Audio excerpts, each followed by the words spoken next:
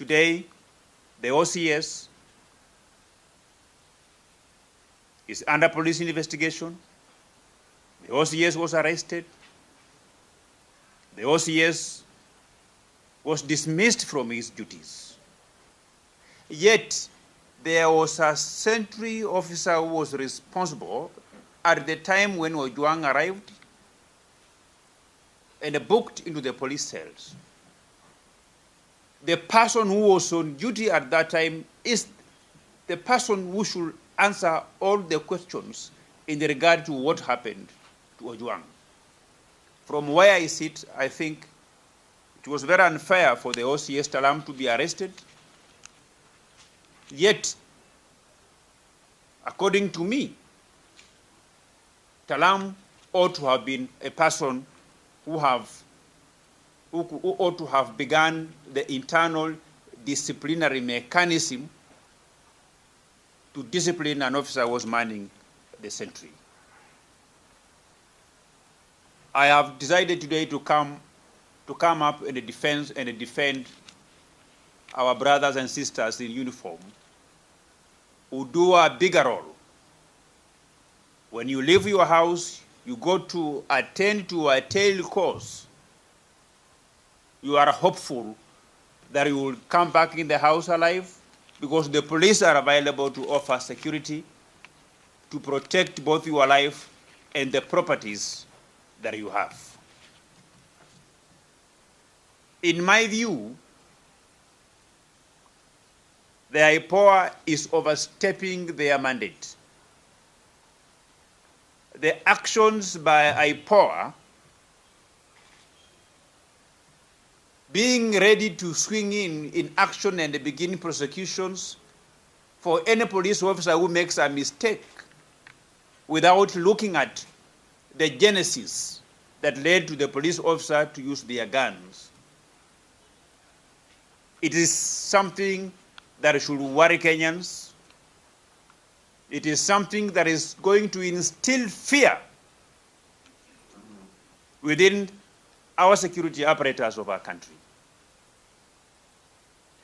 As a legislator, I will never want to interfere with the freedom of expression, with the freedom of picketing, but the freedom of picketing and demonstration, the freedom of speech and expression should not interfere with the rights of other Kenyans. Today, the most worried people are police officers. They are worried because they have a constitutional duty to protect life and properties. But in line of doing what they do, many of them have lost jobs, many of them have been jailed, many of them are facing myriad of criminal cases and prosecutions. So in my view, I think we need to reflect as a country. We need to look beyond whatever is happening today. You cannot condemn the National Police Service on the basis of very few isolated cases, because the contrary is to seriously interfere with the work of the police officers. Like I've said when I began this press conference, many Kenyans who have never faced with security challenges may not understand. People from some parts of our country that have been lucky throughout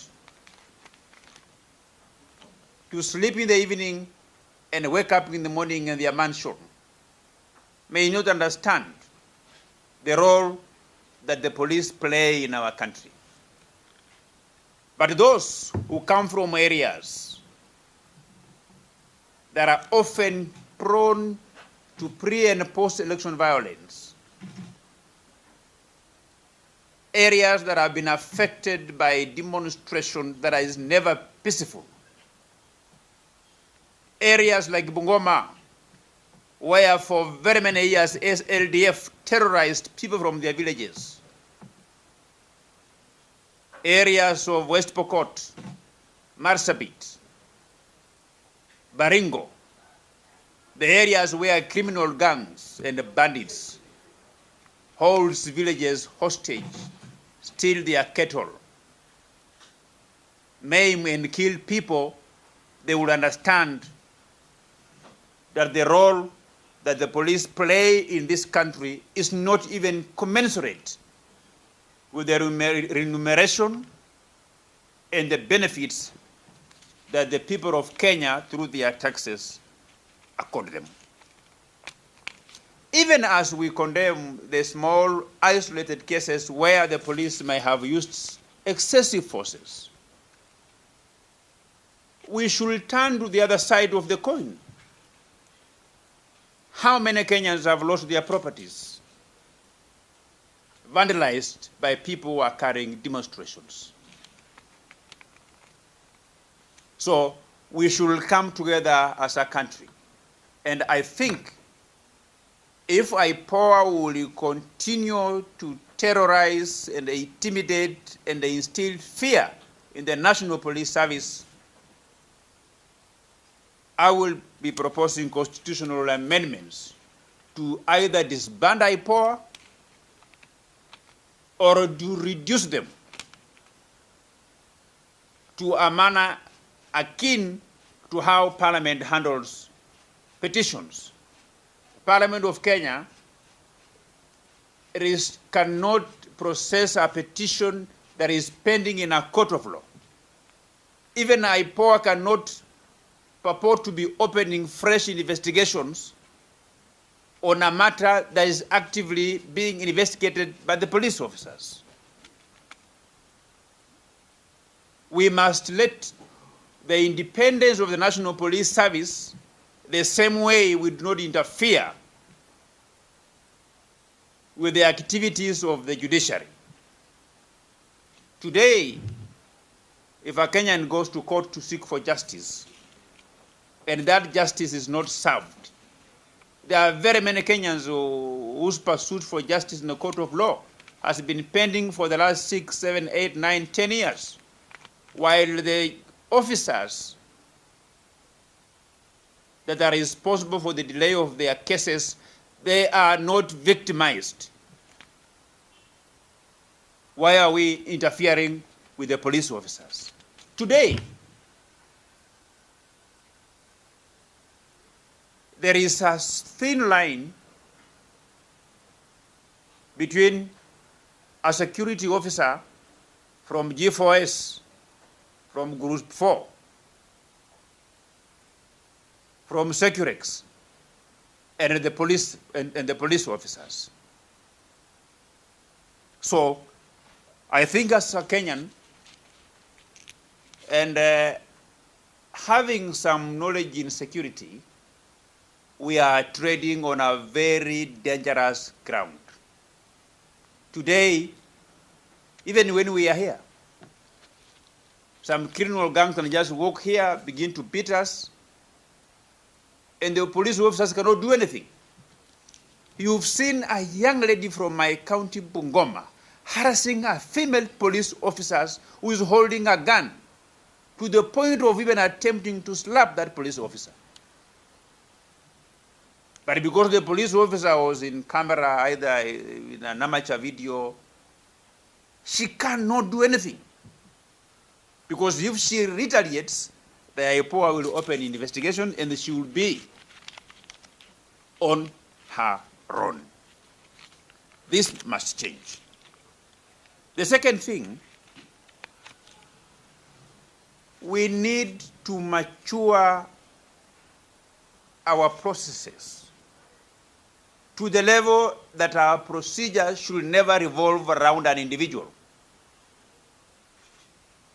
First, I regret the resignation of the Deputy Inspector General, Bwana Eliud Langat. It was uncalled for. There is no relationship between a DIG and a police station. A DIG is a very senior person.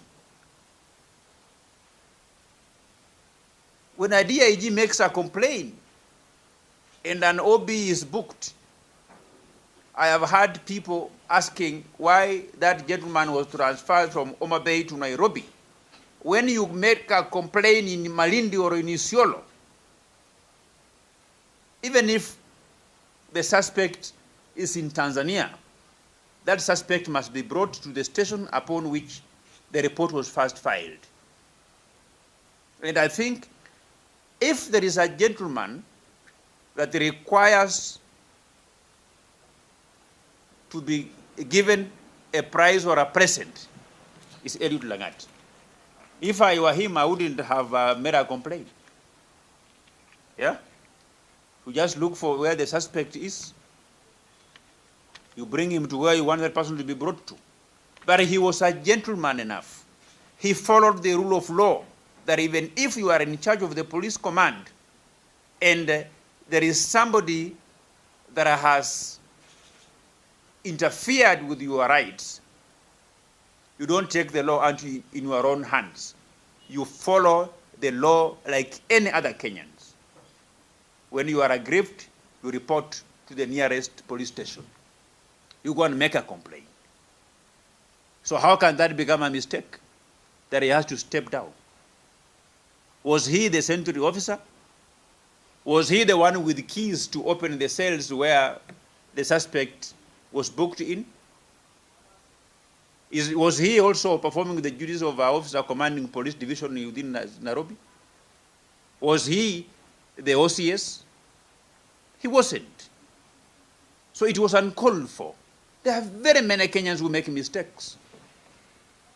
So does it therefore mean that tomorrow anybody that if there is a problem in the State Department somewhere, then the minister should step aside to assist in investigations? Like I've said, we should grow and mature our systems such that our systems doesn't revolve around an individual, and that there is no need of interfering with the right of a Kenyan by asking them to step aside or they are being sacked while investigation has only commenced. And in the event that the investigations are unable to unravel or rather link the person that has stepped aside to the matter in question, then we will have already interfered with the right of that particular person. So today I am here to support the role that the national police are doing. And we must refine the law so that they do not feel like we should define the circumstances under which they can use some small force. So that is what I had for today. Any question? Who determines the budget of the police? The budget of the National Police Service is determined by Parliament. And you are complaining that they are not given enough. You have the powers to do it. Why don't you do that? I have not complained that I haven't given them enough. I said, and I want to repeat in very plain English, I said the benefit that the National Police Service, the police officers receive from the taxes of Kenyans is not commensurate with the work that they do. As a member of Parliament, my role is to appropriate funds to the National Police Service Commission, to the National Police Service, but I do not determine how much money police of various ranks should earn or should be put to their pocket. I do not determine how much their allowance is like. That is the work of the IG, the National Police Service Commission. Someone asked, does it concern you that Ojwang is dead, or that the young man that was dead in last Sunday was shot? The death of Ojwang concerns me just in the same way of many chiefs who have lost lives in the hands of criminal gangs in parts of Northeastern. It also concerns me in the same way the death of many Kenyans from Baringo, West Pokot, lose their lives in the hands of bandits. It also concerns me in the same way that many police officers across the country some have also died. during demonstrations in some situations. It also concerns me that the properties of innocent Kenyans, their vehicles, are damaged, they are brought down by fire, they are set ablaze. The fortunes that many Kenyans have spent in setting up their businesses just being brought down by people who are protesting. And I want to repeat what I said previously before. I have a duty as a young member of parliament to advise my younger brothers, to advise my fellow young people of our country. We should not provoke the security forces in a manner that we are doing today. We can still raise our concerns in a manner that is a bit civilized. We can still pursue our interests, ventilate, hand over our petitions, provide suggestions to the government of Kenya, to the various agencies, without unnecessarily setting the properties of other Kenyans ablaze.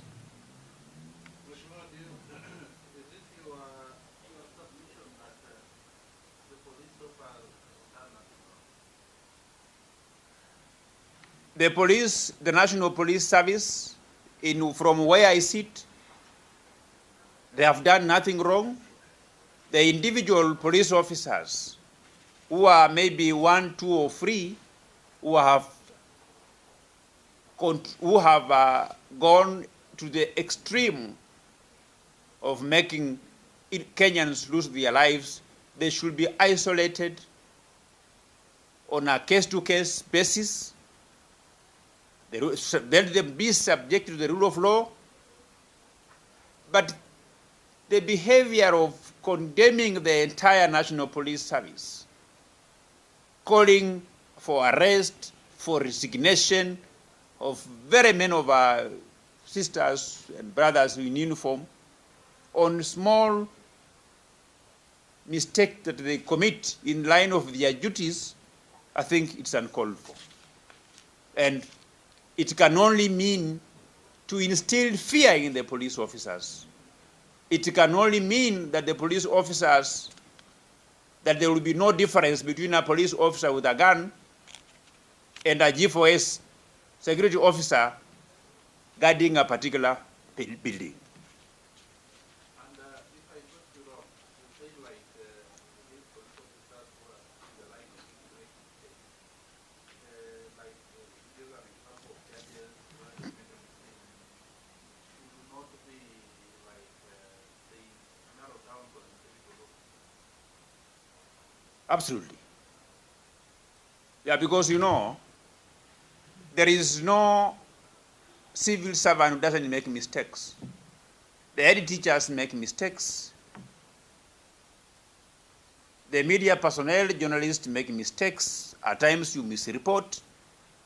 When you misreport, you know, and even when a judge makes a mistake,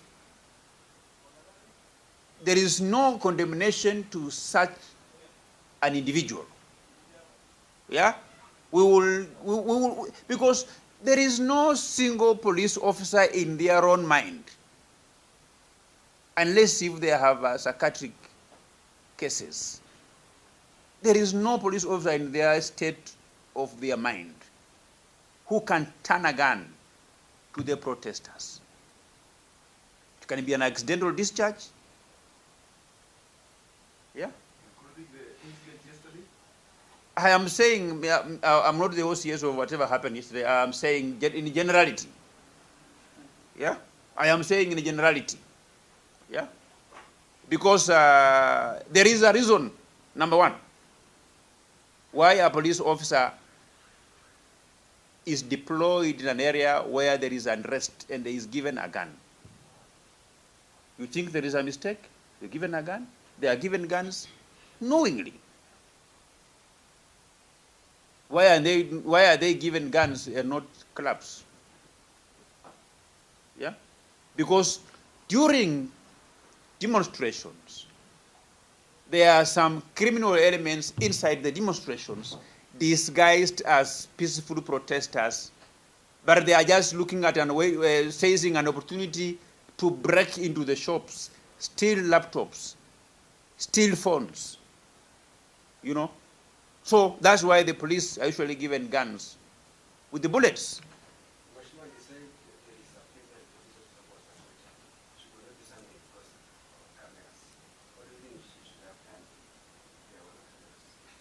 You know, you and I knows what can happen to you if you go to assault an OCPD, an OCS. It was to the extreme. If we have reached a level where a civilian can tease the police officer, you can intimidate the police officer, you can even go to the level where you want to test, you want to feel how the heartbeat of a police officer is behaving. You are attempting to remove the mask of a police officer. You can even appear like you want to undress the police officer. Some can even go to an extent of taking away the gun from the police officer. And then the police officer cannot do anything. A police officer is a human being. You know, security begins by yourself. Today, if I live here and I begin to box you as a journalist, what you will do is to defend yourself. What about if she arrested You know, when you are a police officer and you want to arrest a person, you look at the surrounding. You know, it is evident that the number of police officers at that point in particular the protesters were many. They had actually overpowered the police. And when you overpower the police, you expect them to surrender, lift their hands up, hand over their guns to you. We cannot get to that level as a country. It's not acceptable.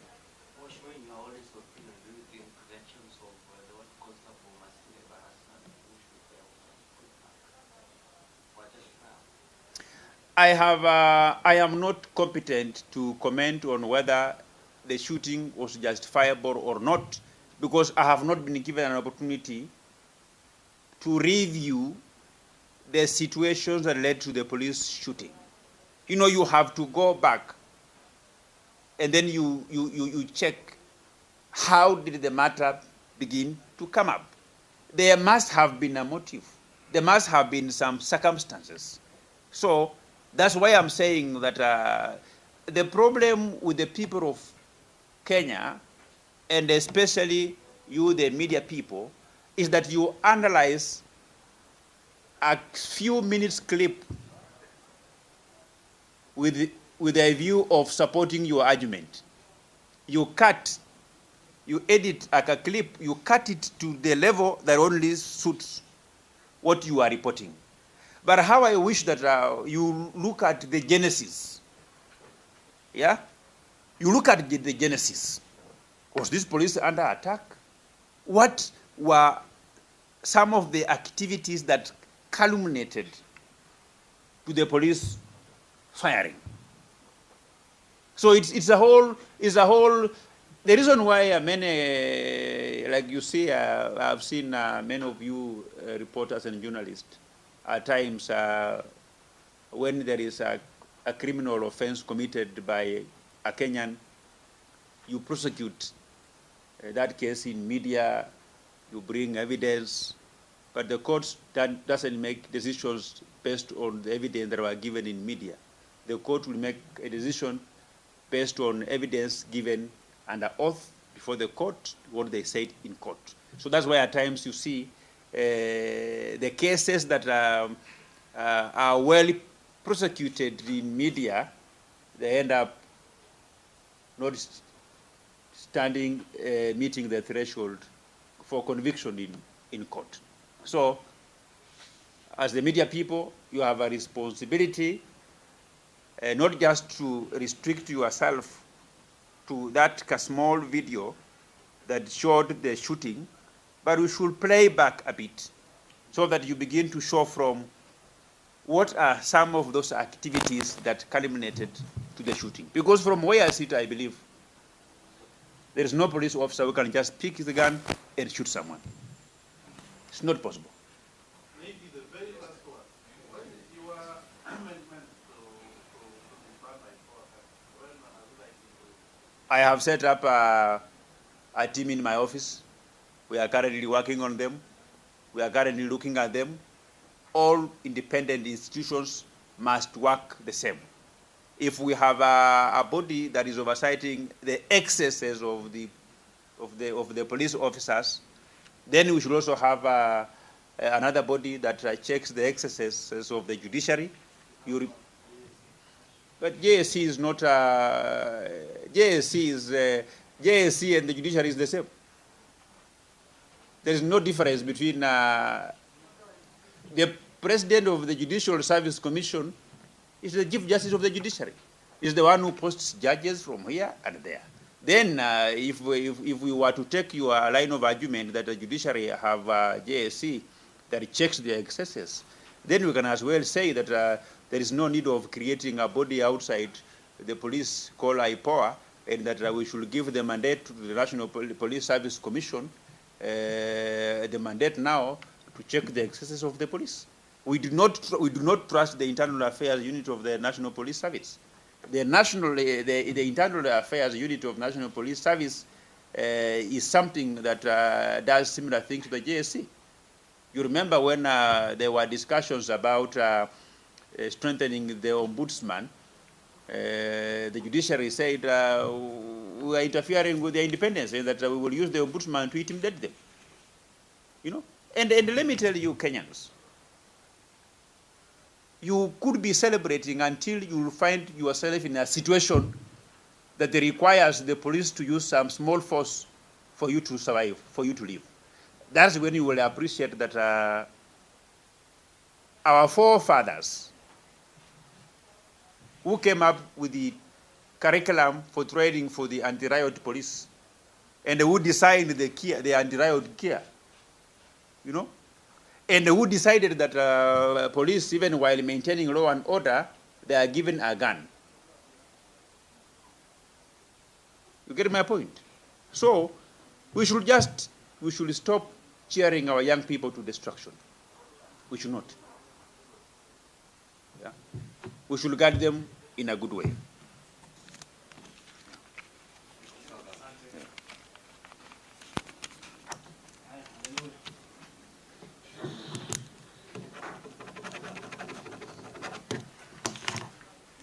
Namanya nani?